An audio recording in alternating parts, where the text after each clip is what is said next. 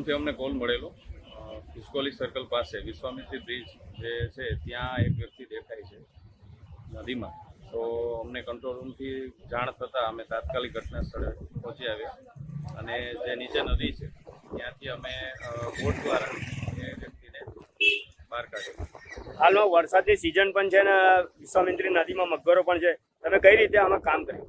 એમાં બોટ દ્વારા કામ કરવામાં આવ્યું. બોટ દ્વારા અમારા ફાયરના જવાનો દ્વારા અંદર ઉતરી અને એમનું રેસ્ક્યુ કરવામાં આવ્યું. શું લાગ્યું તમને આ જે લાશ મળી છે કેટલા દિવસની છે અને કઈ રીતે એ અહીંયા આવી?